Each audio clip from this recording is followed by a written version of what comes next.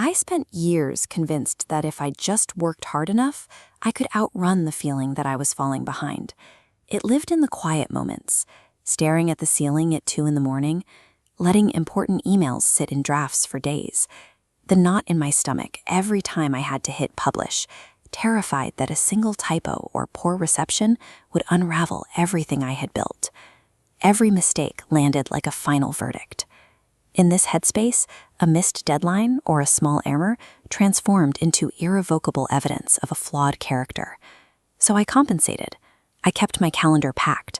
I plastered on a smile, forced myself to sound relentlessly optimistic in meetings, and consumed endless hours of productivity advice just to maintain the illusion of control.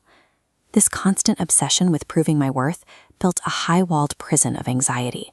I was trading actual resilience for a brittle, exhausting vigilance where I could never put my armor down. Then I stumbled across a century-old idea from a Japanese philosopher that stopped me cold. It suggested that everything I was doing to protect myself was exactly what was keeping me miserable. I decided to test it. For one single day, I made one absolute rule. Every time I felt that familiar wave of anxiety, I wouldn't try to fix it. No scrolling Instagram, no listening to motivational podcasts, no telling myself it would all be okay. The goal was simply to stay with the discomfort, to sit quietly in the room with my own fear and watch what it actually looked like. Dropping your defenses and doing absolutely nothing when you feel terrified goes against every survival instinct we have. Honestly, it was much scarier than working a 14-hour day. The triggers were completely ordinary. Logging into my banking app, speaking up on a team call, even something as small as looking at my subscriber count. The moment the anxiety hit, the immediate reflex kicked in. My hand reached for my phone before I even registered the thought. I craved any input that would pull me away from the present moment. By forcing myself to pause, I realized something uncomfortable. The real agony came from the frantic, desperate energy I spent trying to escape the fear, rather than the fear itself. We are conditioned to answer fear with motion. We answer emails, clean the kitchen, or binge a show. But forced stillness strips all that away, leaving you nowhere to hide. We build our entire routines as carefully constructed buffer zones. They keep us numb to our own boundaries, which guarantees we never actually meet who we really are beneath the noise. A moment of wonder. This brings us back to that century-old idea. It belongs to Nishida Kitarō, one of Japan's most prominent modern philosophers.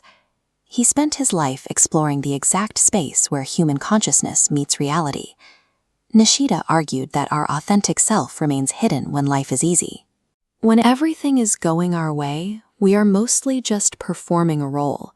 He points us toward a state he calls absolute finitude.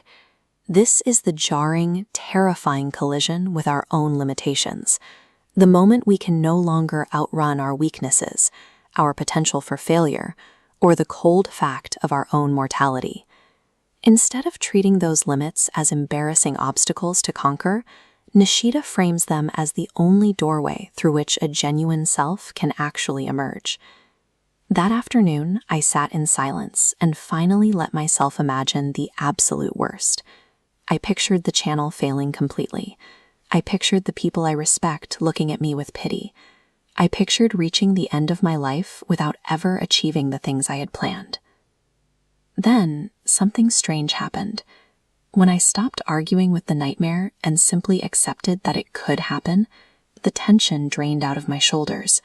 The fight was over. Nishida calls this living by dying absolutely. He doesn't mean physical death. He means the willing surrender of the ego. It is the death of the perfectionist, the version of yourself that requires constant admiration and success to feel valid. When you finally drop the exhausting burden of pretending you have no limits, that brittle identity falls away, and what remains underneath is surprisingly quiet, grounded, and real. The next morning, my inbox was still full. The bills still needed paying, and the project still carried a very real risk of failure. The external world hadn't changed at all, but the internal war was quiet. I was no longer burning all my energy trying to deny that those risks existed. We are constantly told to conquer our fear, to crush our doubts, to push through. Nishida tells us to do the exact opposite. He tells us to stop fighting and walk directly into our own vulnerability. From that vantage point, failure stops looking like a mortal enemy. It just looks like proof that you are actually participating in life. Inner peace isn't a reward for finally becoming flawless. You find it the moment you stop fighting the exhausting reality of being human. We chase this idea that ultimate freedom means having no boundaries, no weaknesses, and no constraints. Genuine freedom actually begins at the exact second we admit we can't be everything. There is a profound, undeniable relief in looking at your own shortcomings without flinching, in claiming them openly without a trace of shame. It is the quiet power of finally being able to look in the mirror and say, "These are my limits, and I no longer need to run." True self-actualization happens through surrender. It is the courageous act of dropping the facade of expansion and meeting reality exactly where it stands.